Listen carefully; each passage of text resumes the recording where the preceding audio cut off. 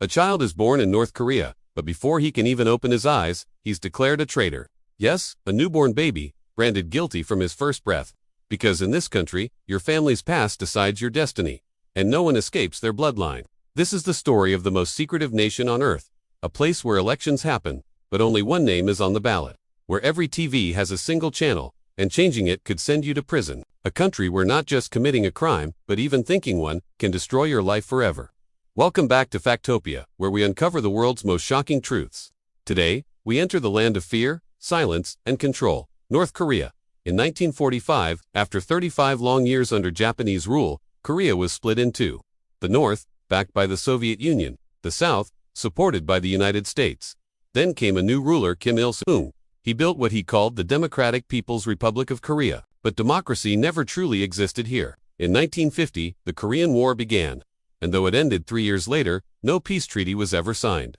To this day, North and South Korea remain technically at war, separated by one of the most heavily fortified borders in the world. Since that time, only one family has ruled North Korea, the Kims. Kim Il-sung, the eternal president, his son, Kim Jong-il, and now, his grandson, Kim Jong-il, each one tightening control through fear, punishment, and absolute power. Here, even everyday life is ruled by bizarre laws. As recently as 2024, things like sunglasses and wedding dresses were banned in certain contexts. In metro stations, instead of music, you hear speeches by the Kim family, and no one dares to speak while they play. A single whisper could cost you your freedom. Watching South Korean dramas or Hollywood movies isn't entertainment, it's treason. The punishment? Years in a labor camp. We're not talking about a regular prison. We're talking about places where starvation, forced labor, and brutal conditions are the norm. And it's not just you who pays the price. North Korea operates under a system known as 3 generations of punishment. This means if you are convicted of a serious crime, your entire family, your grandparents, your parents, and your children can be sent to prison camps along with you. It's a terrifyingly effective way to ensure complete obedience. Imagine being born into a prison camp, never having seen the outside world, simply because your grandfather was accused of a political crime decades before you were even born. This isn't a dystopian novel. It's a reality for thousands of North Koreans. The system is designed to erase entire families from history. The country is divided into a rigid class system called Sung. This system classifies every citizen into one of 3 main groups: the core class, the wavering class, and the hostile class.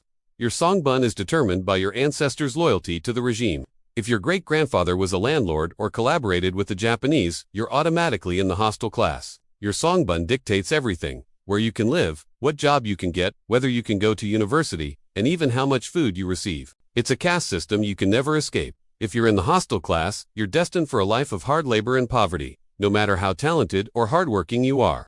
But what about the leader himself? Kim Jong-un. The state-controlled media portrays him as a godlike figure. Children are taught from a young age that he is a genius who learned to drive at age 3 and is a master of art, music, and science.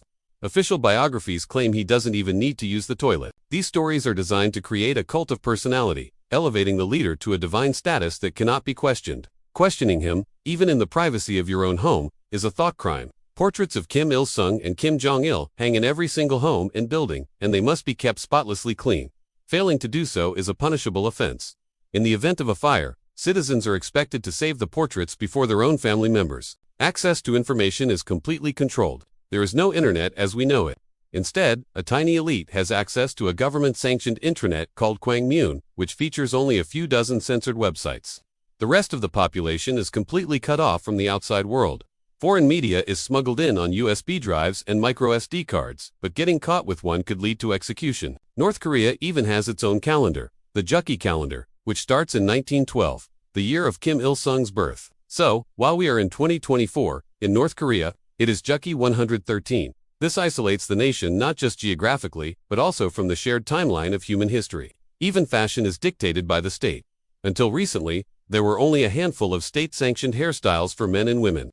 Blue jeans are seen as a symbol of American imperialism and are strictly forbidden. These rules aren't just about control. They are about erasing individuality and forcing conformity. In a place where everyone looks the same and thinks the same, it's easier to spot someone who dares to be different. And being different is dangerous. So, how does the regime afford to maintain this level of control and fund its military ambitions? Despite crippling international sanctions, North Korea has become surprisingly adept at generating illicit income. They've been accused of everything from cybercrime and hacking banks to producing high-quality, counterfeit US dollars. The state also operates a network of restaurants and sends laborers abroad, primarily to China and Russia, taking a huge portion of their wages. This money doesn't go to feeding its starving population. It goes directly to the elite and the country's nuclear weapons program. Despite the immense risks, some North Koreans do manage to escape. The journey is perilous, often involving a dangerous trek across the Tumen River into China. But even if they make it, they aren't safe. China considers North Korean defectors to be illegal economic migrants and often forcibly repatriates them, sending them back to face torture, imprisonment, or even public execution.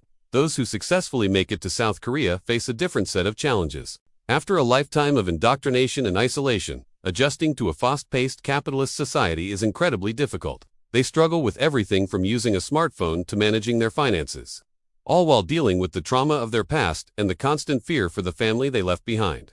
The story of North Korea is a chilling reminder of how absolute power can corrupt absolutely. It's a nation trapped in time, governed by fear, and a family dynasty that has held 25 million people in its iron grip for over 7 decades.